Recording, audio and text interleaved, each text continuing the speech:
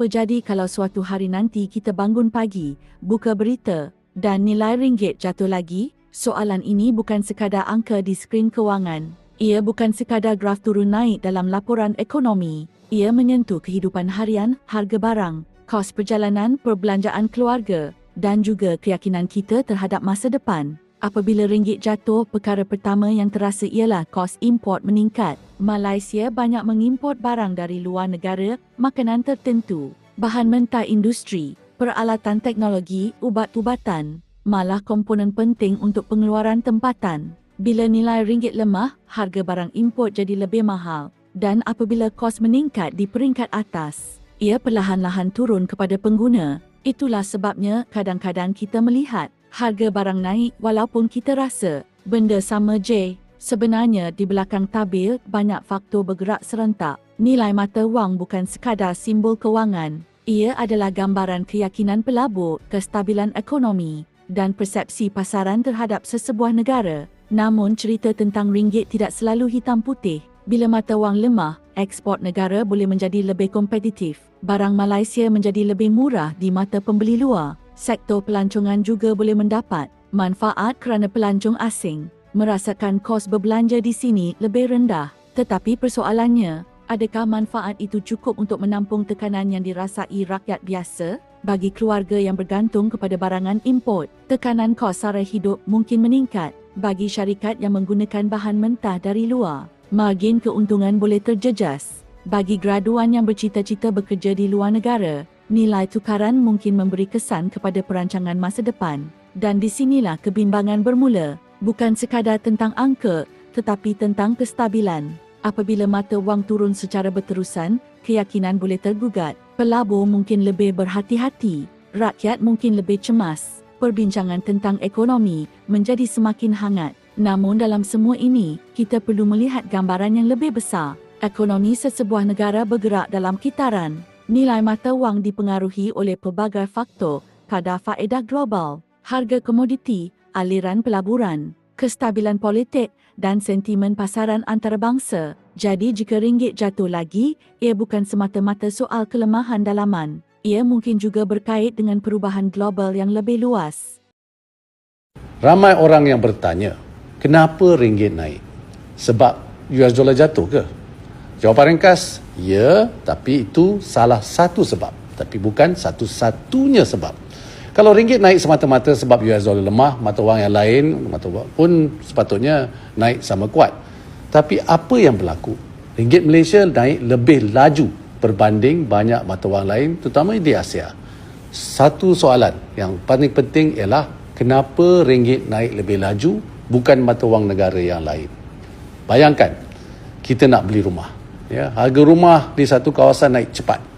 Adakah sebab rumah di kawasan lain jatuh harga? Tak semestinya. Selalunya sebab ramai orang nak pindah masuk kawasan itu. Ada kerja, ada projek besar, ada keyakinan untuk masa depan. Ringgit ni pun sama.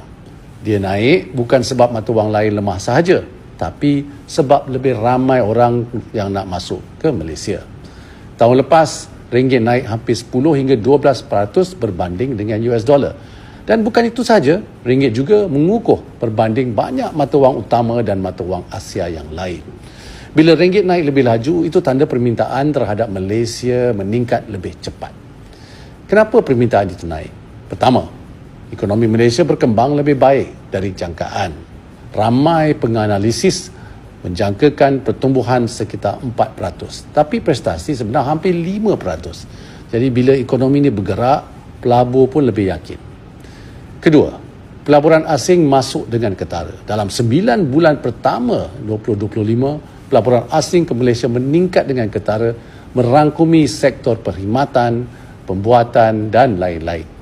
Ya, pelaburan ini masuk untuk bina kilang dan buka pejabat, dan bila pelabur luar masuk, mereka perlu tukar mata wang mereka kepada ringgit. Ya, jadi bila permintaan terhadap ringgit meningkat, nilai ringgit pun mengukuh.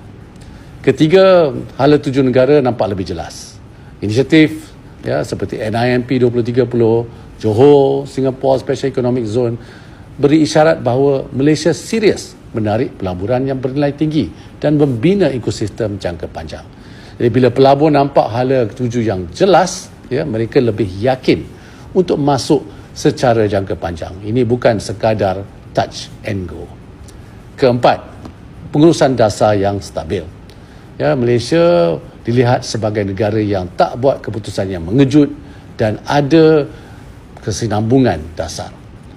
Kestabilan ini penting. Ya, pelabur mereka ni suka tempat yang boleh dijangka polisinya, bukan negara yang asyik berubah arah. Bank Dunia sendiri menyifatkan ringgit Malaysia sebagai antara mata wang dengan prestasi yang terbaik di Asia. Jadi bila orang tanya, kenapa ringgit naik? Jawapannya jelas. Ya. Ringgit kuat bukan semata-mata kerana US dollar lemah. Ringgit mengukuh kerana ekonomi kita berkembang lebih baik dari jangkaan, pelaburan asing masuk lebih banyak dan pelabur nampak hala tuju serta kestabilan Malaysia. Ringgit kuat kerana lebih ramai orang pilih Malaysia. Sekiranya ringgit terus melemah, kesannya tidak berlaku serta-merta seperti Suis yang ditutup. Ia berlaku secara berperingkat. Harga barang mungkin naik sedikit demi sedikit. Syarikat mungkin menangguhkan pelaburan. Rakyat mungkin mula lebih berhati-hati dalam berbelanja. Namun sejarah menunjukkan bahawa ekonomi yang mempunyai asas kukuh mampu bangkit semula. Malaysia pernah melalui pelbagai krisis kewangan Asia 1997,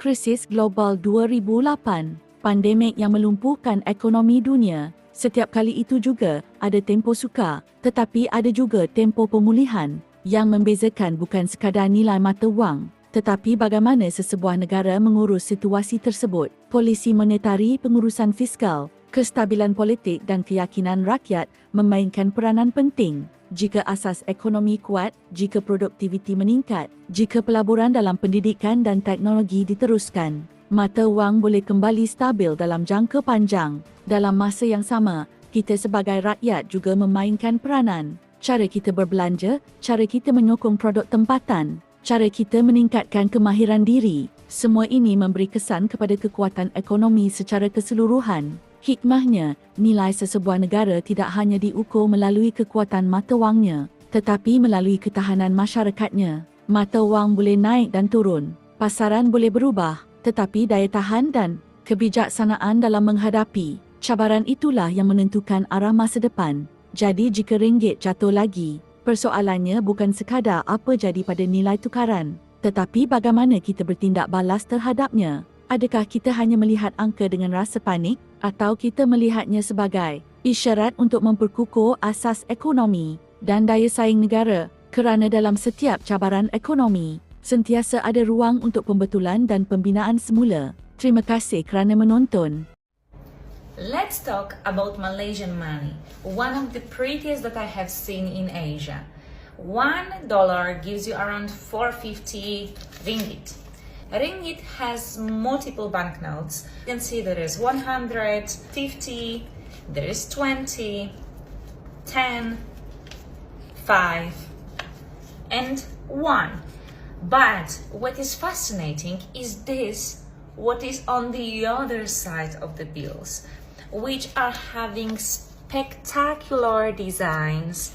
Each of the banknote note has a different design. It will be the animals that are found here. It will be important places, flowers, and more related to Malay culture.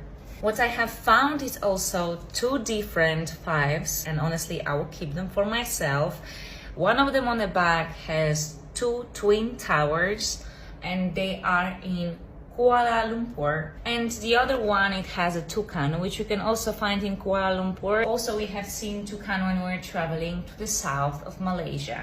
The same with the coins. I have seen multiple designs. There is a 10, there is a 20, also the older 20.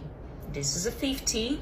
Biggest banknote is called ringgit, and the smaller one is called sen. There are also smaller coins, but I could not find them in the shops, and normally they are not used. Another thing really important is that in Malaysia we don't use much cash. It's surprising and really nice to see that Malaysia really adapt the culture of paying by card. Of course, if you go into local markets with the food, it will be better if you will have cash. But in bigger city, if you are just passing for one day, don't you worry, you will definitely find places to pay by card.